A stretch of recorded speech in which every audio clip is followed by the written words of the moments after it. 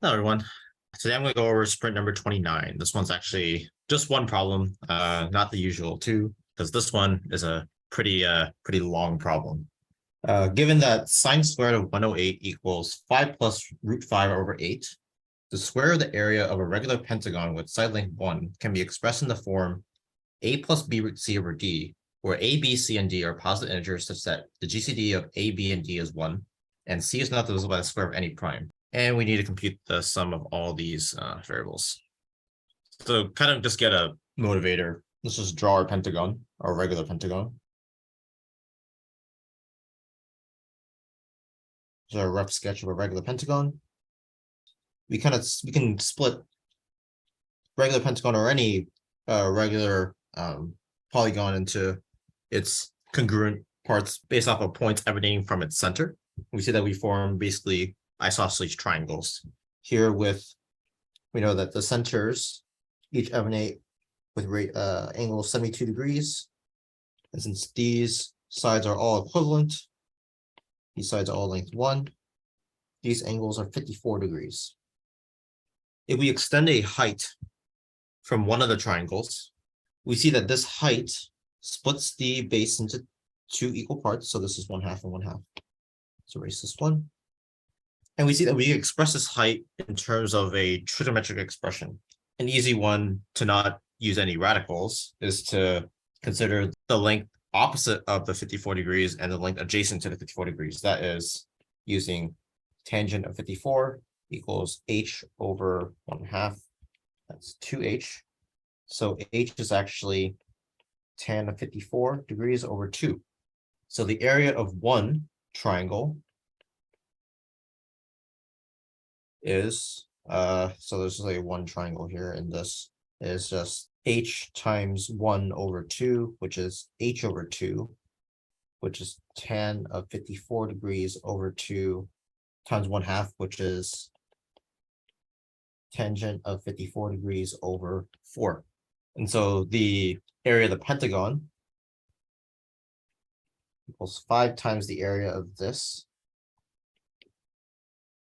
equals 5/4 tan of 54. And we seek to find basically this area squared, which is 25 over 16 tan squared 54. You see that tan squared of 54 is sine squared over cosine squared.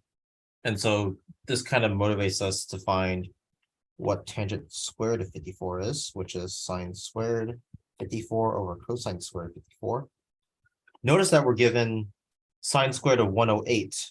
And the relationship between 108 and 54 is that 2 times 54 is 108.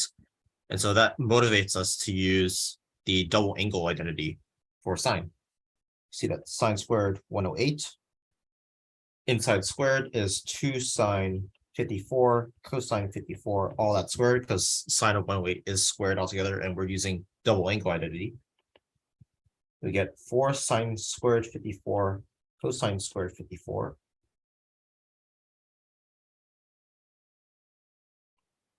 This equals, note that cosine is 1 minus sine squared 54 by Pythagorean identity.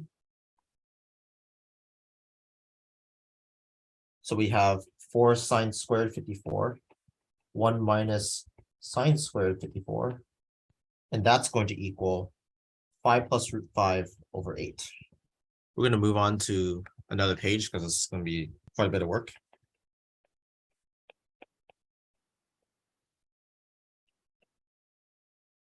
I think it's 5 minus root 5 over 8. For 5 plus root 5 over 8. Yep, I'm right. So if we divide by 4 on each side to get we get a monic sort of quadratic in terms of sine. We get sine to the 4th of 54 minus sine squared of 54 plus 5 plus root 5 over 32 is 0. So I just divide by 4 and then move everything to one side. And so we get this quadratic, except there's a 4th power. So this is just equivalent to sine squared of 54 squared. So we see that sine squared of 54 is going to be, by quadratic formula, 1 plus or minus the square root of 1 minus 4 times 1 times 5 plus root 5 over 32 over 2 by 1. So here we get, if we simplify everything, we have 1 minus 5 plus root 5 over 8 all over 2. We then get, we kind of simplify denominators. We get 8 minus quantity 5 plus root 5, that is 3 minus root 5 over 8 all over 2. We'll take out the denominator, so we'll just continue work up here. You get 1/2 plus or minus 1/2 times 1 over root 8 times 3 minus root 5. Now note that this is we don't care about coefficients, we actually care about what this value is. And note that 3 minus root 5 is actually 1/2 of a common expression. We know that has a square. And 6 minus 2 root 5, we can factor it out as we know that there needs to be a root 5 in there. So there's a root 5 in our radical. And then if we think about trying to square this expression with a root 5, we need to have a root 5 squared, so there's 5, and then we need an extra 1. And since there's a minus sign minus 2 root 5, a minus 1 is needed. And it's kind of a logic process of trying to factor out these conjugate expression, because you can kind of extract a lot of information out of just a single radical, and its real and its radical coefficients. And so this is our factorization. It's actually very nice because it's also a square with a half, but it cancels out with the root 8 because root 8 is 2 root 2, and then a root 2 comes out, and root 2 by root 2 is 2. And so we'll see that here we get this equals to 1/2 plus or minus 1/2 times 1 over 2 root 2 times 1 over root 2 times root 5 minus 1. Let's simplify a little bit more. We get 1/2 plus or minus 1/2 times 1/2 times 1/2. That's 1/8 times root 5 minus 1. We get 4 plus or minus 5 minus root 5 minus 1 over 8. And so we get two solutions. 3. If we add them, we get 3 plus root 5 over 8. If we subtract them, we get 5 minus root 5 over 8. If you do some kind of mental estimation, we see that this value is greater than this value. The first value is greater than the second value. We have two solutions, which is actually an issue because we need to find tangent squared of 54. But if sine squared of 54 is one value or the other, you'll get two different values, either the value or its reciprocal. And we need to know which one it is. Luckily, there's actually a simple way to determine this, and it's to actually consider the graphs of sine and cosine. We draw the graphs of sine and cosine just simple because sine of 54 is between 0 and 90. So we need to draw the graphs of at between pi over 4 and pi over 2. Between 0 and pi over 2. So we'll see that cosine is just going to go starts at 1 and goes to 0, and then at sine it starts at 0 and it goes to 1, like this. It will intersect at pi over 4 at the same value because sine of pi over 4 is equal to cosine of pi over 4, and pi over 4 is 45 degrees. So we see that between 0x and 0 and pi over 4, cosine of x, or actually sine of x, is less than cosine of x. And then for pi over 4, between pi over 4 and pi over 2, that means sine of x is actually bigger. So if we square it, we see that we get this relationship because we saw it for only the first degree.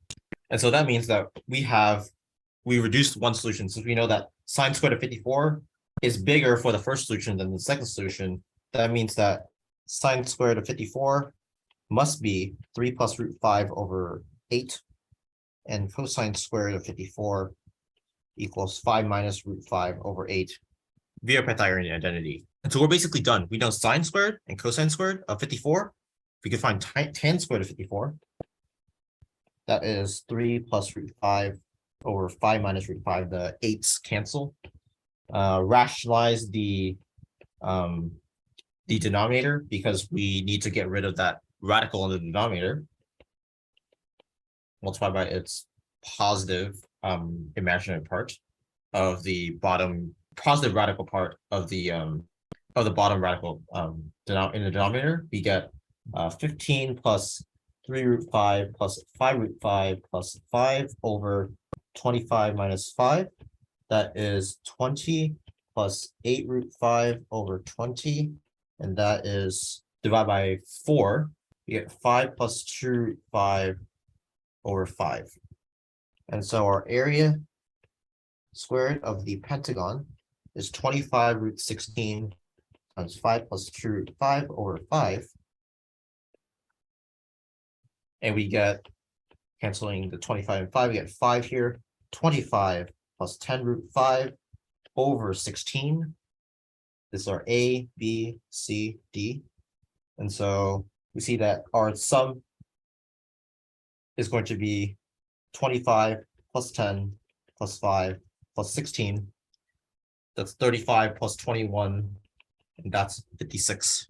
If we go back, that's answer choice E, because 56 is not in the answer choices. And we're done. This is Tim. Hope you're enjoying our videos. If so, you know what to do: like, subscribe, turn on notifications, all that sort of thing. But what I'd really want to invite you to do is to send us an email at media@mathleague.org. Tell us which problems you'd like to see us cover next in our video series. Take care and see you in the next video.